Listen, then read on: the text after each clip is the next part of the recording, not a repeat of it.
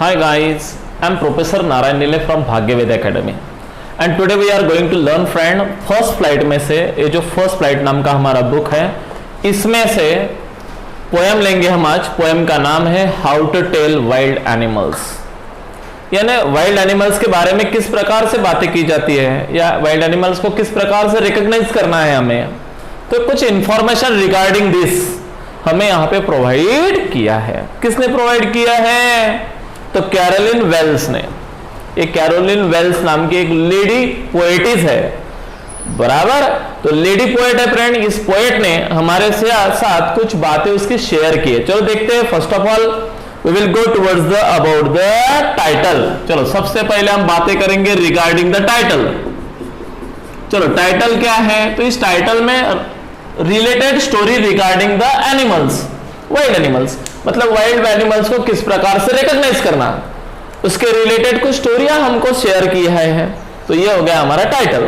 उसके बाद में हम देखेंगे पोएट। पोएट कौन है, क्या है, कैसे? पोएट का नाम है कैरोलिन वेल्स। चलो देखते हैं क्या है उसमें।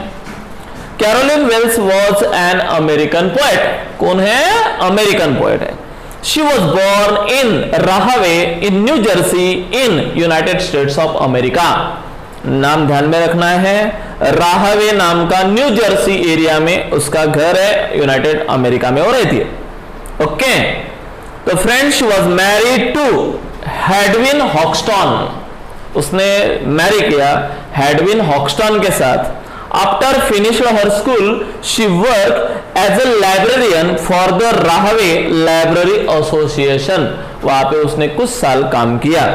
हर first book was publish in 1896 और 1896 में उसका पहला बुक पब्लिश हुआ। It is a humorous poem. ये जो पोएम यहाँ पे दिया है एक ह्यूमरस है, एन आयरॉनिकल वे प्रेजेंट किया है। ध्यान में रखना है कौन कौन सा? ह्यूमरस एंड आयरॉनिकल फॉर्म, ध्यान में रखना है। तो चलो देखते फ्रेंड, अभी देखेंगे सेंट्रल आइडिया। ये पोएट के बारे में भी अपन ने देख लिया। अभी सेंट्रल आइडिया क्या है पोएम की, वो देखते हैं।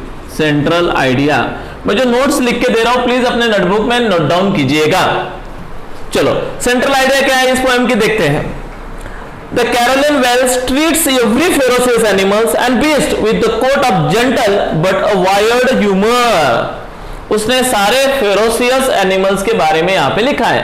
देखो फ्रेंड, वाइल्ड एनिमल जितने भी होते हैं वो फेरोसियस होते हैं, उससे हम डरते हैं, डेंजरस रहते हैं, लेकिन उनके बारे में भी हमें कुछ इंफॉर्मेशन यदि नहीं है तो ये humorous way she tells the information regarding this. तो हमें एकदम ह्यूमरस वे उन्होंने क्या किया है, कुछ information regarding the ferocious animals हमारे सामने पुटअप किया है। तो पहली बात ह्यूमरस पोएम है ये, ह्यूमरस पोएम, बराबर। ये बात सबसे बड़ी ध्यान में रखना है कि it is a humorous poem. Okay, दूसरी बात ध्यान में रखना है ह्यूमरस पोएम होने के बाद में आयरनी, उस पोएम में ज्यादा से ज्यादा आयरनी यूज की है। क्या यूज की है? आयरनी।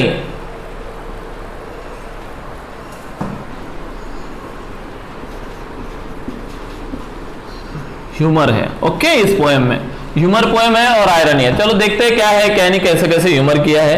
ये हो गया सेंट्रल आइडिया। और बताता हूं सेंट्रल आइडिया में, if you see the huge terrible beast, यदि आप लोगों ने ह्यूज टेरिबल बीस्ट देखा तो समझ लेना, यदि वो ईस्टर्न फॉरेस्ट में रहता है तो समझ लेना वो डायन है, रोयर रहेगा तो एशियन लायन है। तो इस प्रकार से कुछ हमें आइडियाज रिगार्डिंग द एनिमल्स उसने दिया है। सिर्फ ध्यान में रखना है सेंट्रल आइडिया में it is a humorous poem put up ironically in front of the readers to recognition about the wild animals, and wild animals को किस प्रकार से रिकॉग्नाइज करना regarding the information is provided in this poem. That is the central idea of the poem. Got it everybody? Okay, next. चलो इस poem की style कैसी है देखेंगे। ये जो पोएम है उसकी स्टाइल कैसी है, चलो देखते हैं। ये जो पोएम है फ्रेंड, इस पोएम में 6 स्टांजाज है, ध्यान में रखना, 6 stanzas. Okay, every stanza contain 6 lines और हर स्टांजा में 6 लाइन है। ओके, और फ्रेंड ये जो पोएम है ये बहुत अच्छी पोएम है और उसमें एक राइमिंग स्कीम और राइमिंग वर्ड्स यूज किए हैं। राइमिंग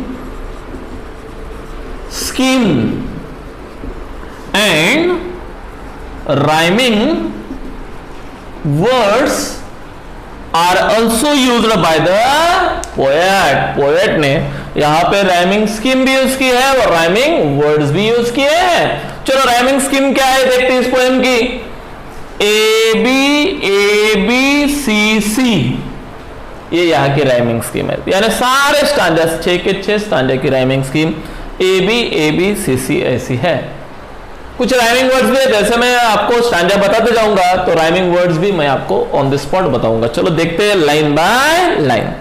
ये जो पोएम है फ्रेंड, ये बहुत अच्छी पोएम है, उसकी जो स्टाइल है वो मस्त है। Very great images were used and many figure of speech also used by the poet. इस पोएम में बहुत फिगर ऑफ स्पीच या पोएटिक डिवाइस पोएट ने क्या किए हैं, यूज किए हैं। तो चलो देखते हैं लाइन बाय लाइन। चलो पोएम सामने रखना है, सभी बच्चों ने बुक्स किताबें खोल के रखना है। अभी मैं लाइन बाय लाइन उसको पढ़ रहा हूं और यू शुड हैव पे योर अटेंशन नाउ। चलो सभी बच्चों ने ध्यान देना है। देखो पहली लाइन पढ़ रहा हूं, पेज नंबर आ जाओ फ्रेंड ऑफ 43 पे, आगे 43 पे। चलो देखते हैं। This humorous poem suggest some dangerous way in identify for the tell. Tell मतलब क्या? देखो फ्रेंड 3 टेल है हमारे इंग्लिश में। एक TAIL या TELL, एक I tell you a tale of a tale। I tell you a tale of a tale। देखो कितने टेल है यहां पे, जरा ध्यान देना है, कितने टेल है? 3 टेल। एक टेल है और एक टेल है, बराबर। यहां पे जो यूज किया है वो ये टेल है। टेल मतलब स्टोरी। मैं आज आपको एक स्टोरी सुना रहा हूं। नहीं, टेल मतलब टू से, सामने, और ये टेल मतलब स्टोरी, और ये टेल मतलब पूछ, एनिमल की टेल, एनिमल टेल। समझ में आया? पूछ बोलते उसको। तो इस प्रकार से ये जो है, ये यहां पे एलिटरेशन यूज किया गया है। कौन सा साउंड रिपीट किया गया है?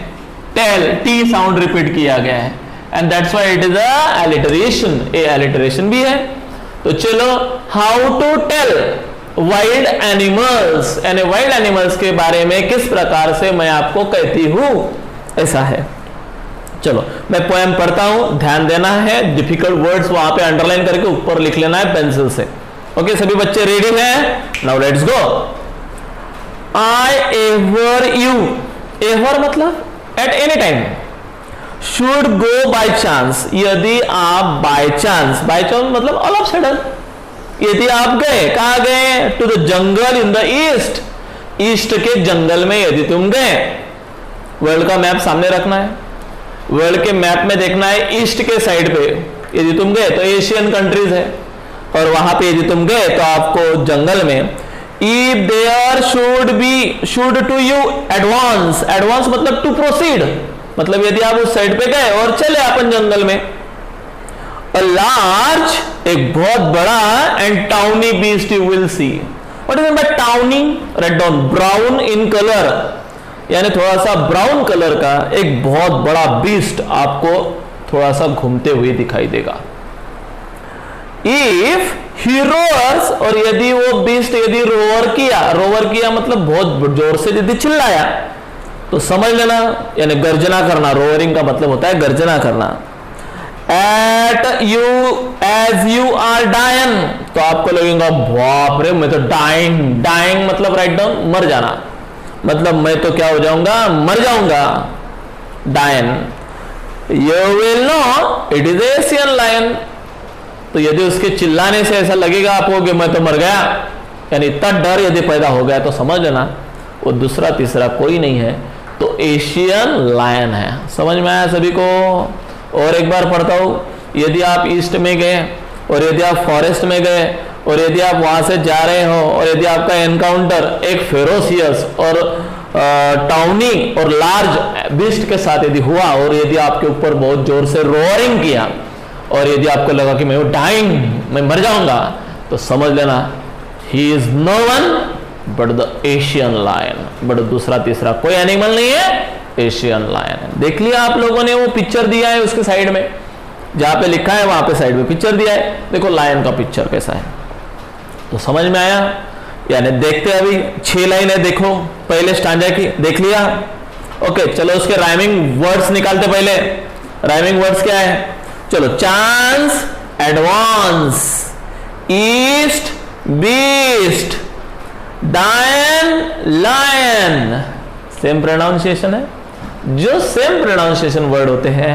लास्ट वाले पढ़ रहा हूं मैं, ध्यान में रखना है। लास्ट वाले सभी वर्ड्स के नीचे अंडरलाइन करो भला, पहले स्टैंडर्ड के लास्ट वर्ड को अंडरलाइन करो। कौन से लास्ट वर्ड है? चांस, ईस्ट, एडवांस, बीस्ट, डायन, लायन, बराबर। तो चलो राइमिंग्स वर्ड्स बताते पहले हम। चांस, एडवांस, तो भी जो सेम है उनको नाम देना ए। ईस्ट, बीस्ट, ये भी सेम है, नाम देना बीबी। और डायन, लायन, सेम नाम है, सीसी। तो क्या हुआ? ए बी सी सी, ये हो गई राइमिंग स्कीम, और ये हो गए rhyming words. Rhyming scheme this is what it everybody. चलो, अभी रिगार्डिंग दिस कुछ क्वेश्चंस मैं आपको पूछता हूं। आपको क्वेश्चन आते फ्रेंड उसके ऊपर, क्या क्वेश्चन आते हैं? पहला क्वेश्चन आएगा आपको, एक्सट्रैक्ट बेस्ड क्वेश्चन पढ़ा है आप लोगों ने? यस। तो चलो एक्सट्रैक्ट बेस्ड क्वेश्चन क्या आते हैं?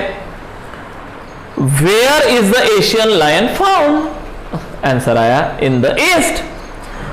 How does the Asian lion look? कैसा दिखता है वो?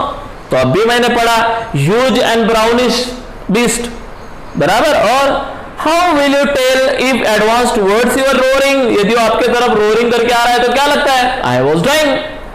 तो I feel that we were dying, तो हमको ऐसा लगता है कि हम मर जाएंगे। Okay, what kind of animal would you encounter in the jungle of the east? The Asian lion. हो गए चारों के चारों क्वेश्चंस।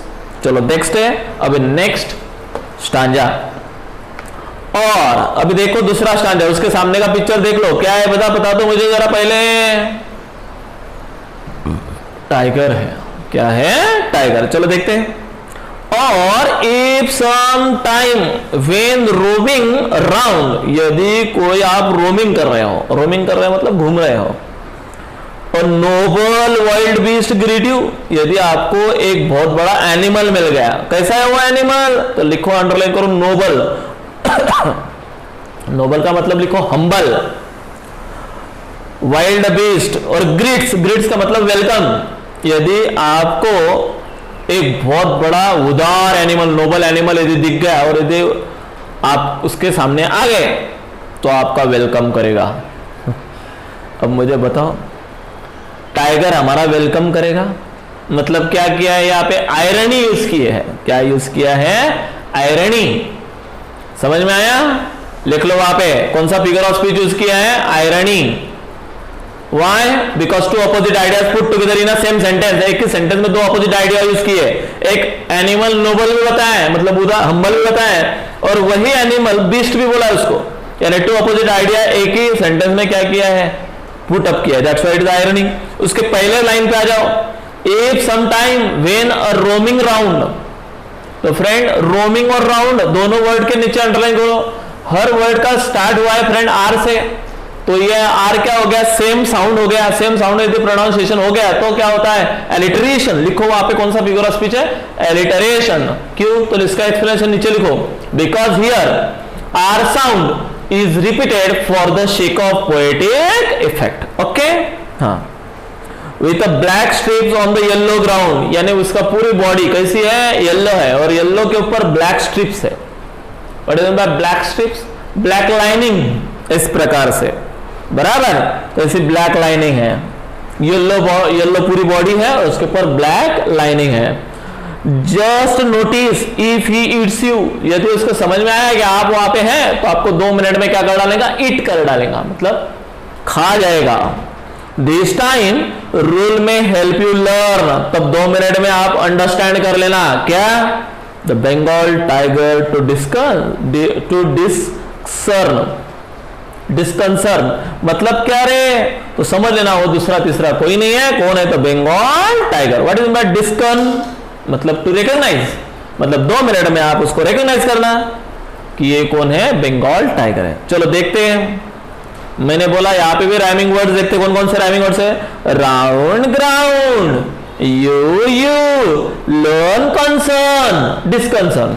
ओके, तो इस प्रकार से चलो उसके ऊपर कुछ क्वेश्चंस वगैरह पूछता हूं मैं आपको extra base question. What kind of beast in the Bengal tiger? किस प्रकार का बीस्ट है बंगाल टाइगर? तो grand and very impressive and very ferocious. What is the colour of its skin and stripes? उसका स्किन का कलर कैसा, स्ट्रिप का colour कैसा? अभी बताया मैंने, स्किन का कलर है ब्राउन और स्ट्रिप का कलर है black. What will he do if he see you? यदि उसने आपको देखा तो क्या करेगा वो? आरती करेगा? नहीं, खो जाएगा। बराबर। How will the simple rule help you?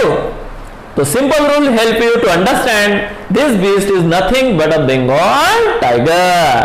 Okay, समझ में आया सेकंड भी? चलो देखते हैं थर्ड स्टैंडर्ड की तरफ। कितना स्टैंडर्ड की तरफ? थर्ड। चलो बुक सामने रखना है अभी, पहले पिक्चर देख लो, काय का पिक्चर है वो? लियोपार्ड। लियोपार्ड मतलब समझता है चीता। ओके, देखते हैं, उसको अपन दूसरा नाम भी बोलते बिबट्या। बराबर, चलो देखते हैं।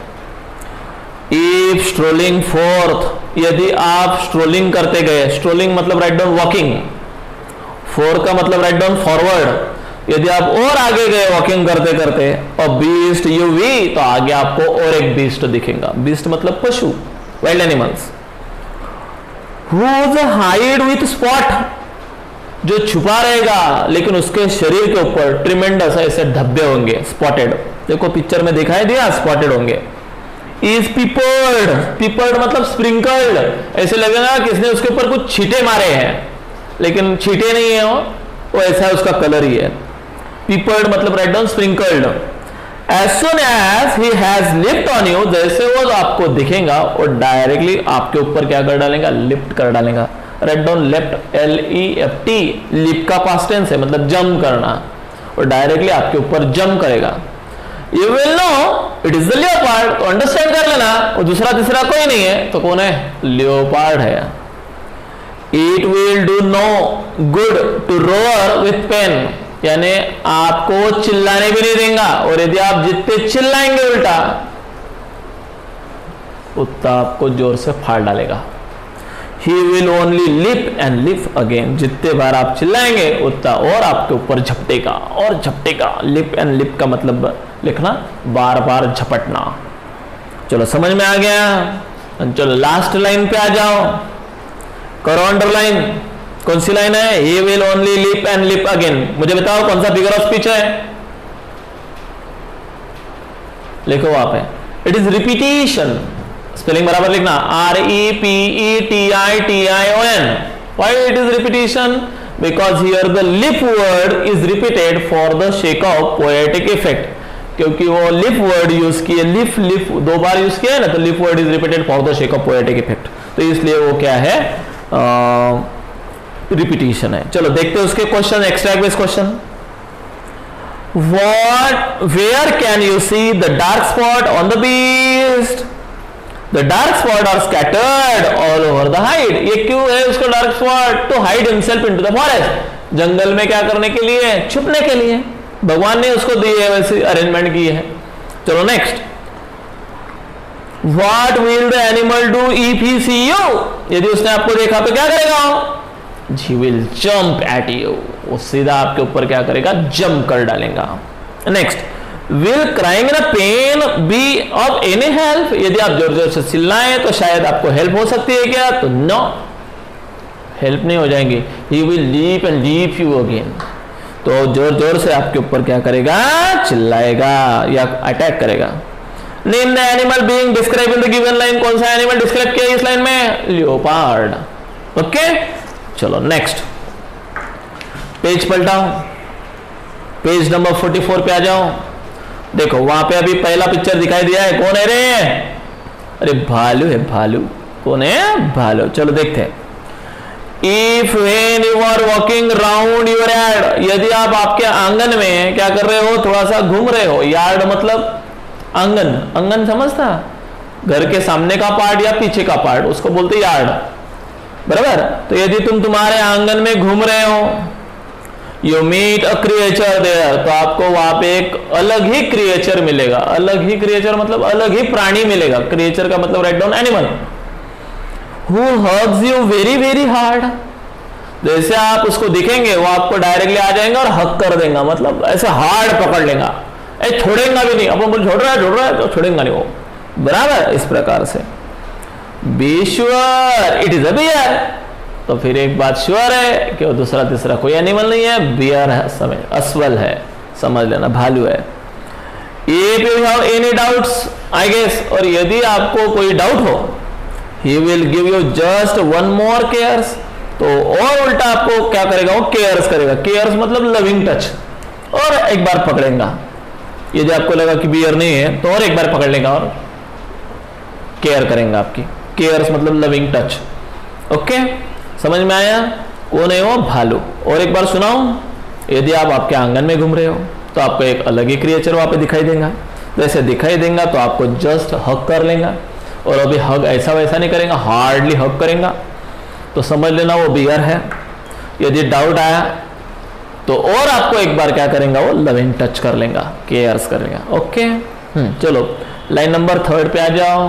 आगे स्टांजा की 4th स्टांजा की 3rd लाइन, क्या लाइन है?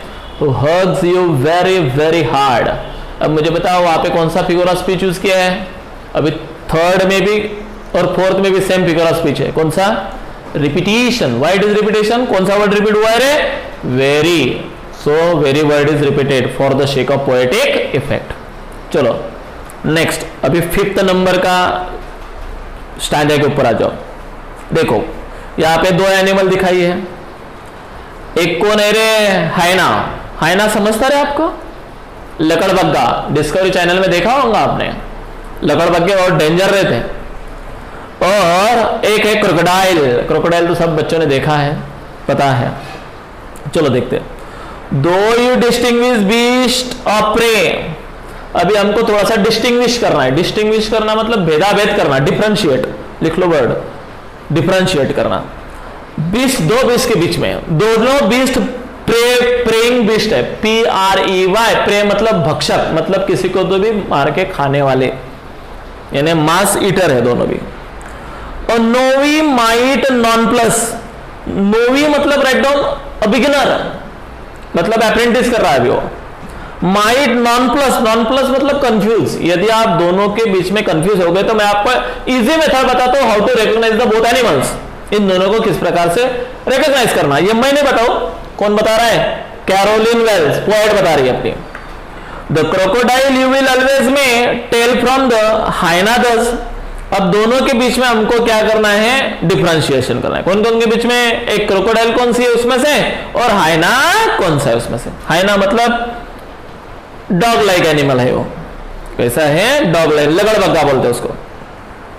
हाइना कम्स विथ मेरी स्माइल, जब भी आपके पास हाइना आएगा आपकी तरफ तो मेरी स्माइल करेगा, मतलब ऐसे हंस हंस के आएगा, गया तो तन से लाइक दिस वे, और फिर अटैक करेगा। यानी वो मेरी स्माइल रहता है, लेकिन उसके मेरे स्माइल पे जाना नहीं, बहुत डेंजरस रहता है। और but if they weep they are crocodile, और यदि स्माइल नहीं कर रहा है, विपिंग कर रहा है, यानी रो यदि रहा है, आंसू यदि उसके आंखों से आ रहे हैं, तो समझ लेना वो हाइना नहीं है, क्रोकोडाइल है, डेंजरस। बराबर, समझ में आया फ्रेंड? तो यहां पे भी कौन सा फिगर ऑफ स्पीच है? लास्ट वाली 2 लाइंस में 5 और 6 में आयरनी यूज किया गया है। बराबर, एक के जगह पे लिखा है मेरी, मेरी का मतलब हैप्पी, और दूसरी जगह पे लिखा है विप, विप मतलब रोना। दोनों opposite ideas are put together to show contrast, that is called the antithesis also, और आयरनी आल्सो, आयरनी भी है। ओके, चलो उसके ऊपर कुछ क्वेश्चंस मैं आपको पूछता हूं। इसके ऊपर ये डिस्टिंग्विश करना है अभी हमारे दोनों के बीच में। चलो देखते हैं। Is it easy to novice to distinguish wild animals or the beast of prey? यदि इन दोनों एनिमल्स के बीच में अंडरस्टैंड करना है या डिस्टिंग्विश करना तो इजी है क्या? तो no, it is not so easy. Second वाला question, how can hyena be recognise? Hyena को कैसे रिकॉग्नाइज करना है? If he gives a merry smile it is hyena. How can a crocodile be recognise? If he is weeping it is a crocodile.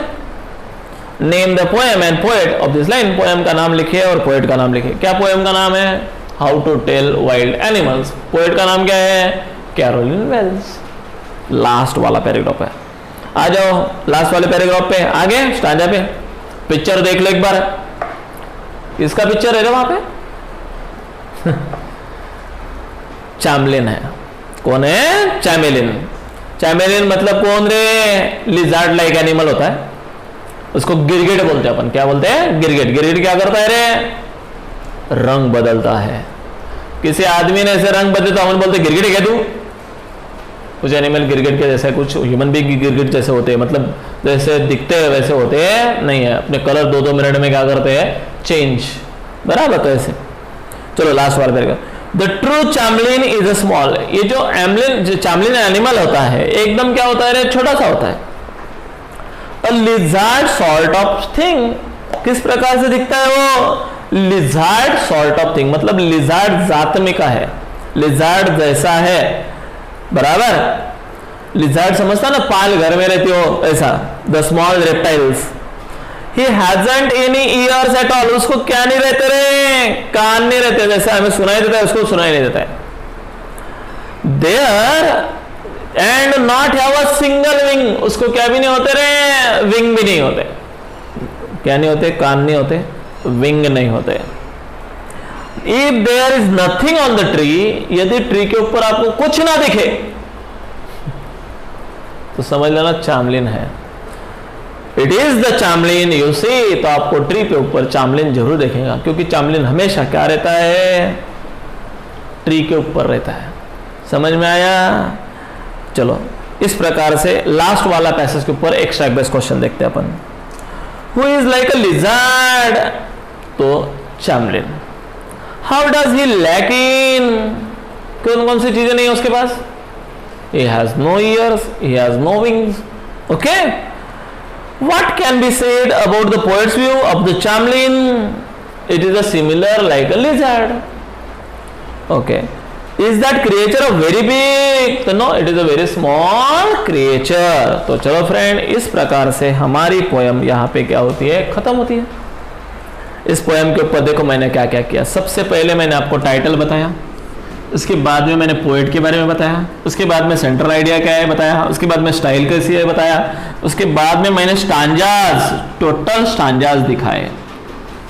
बराबर? 6 stanzas और हर stanza में 6 line आई, ये भी मैंने आपको बताया। राइमिंग स्कीम क्या है ये भी बताया मैंने, A B C C. Rhyming words भी कौन कौन से सेम प्रोनाउंसिएशन वाले वर्ड्स होते हैं, लास्ट वाले वर्ड्स तो उसको राइमिंग वर्ड्स भी बोलते हैं, ये भी मैंने बताया। इवन मैंने आपको एक्सट्रैक्ट बेस्ड क्वेश्चन लिए। क्या लिए?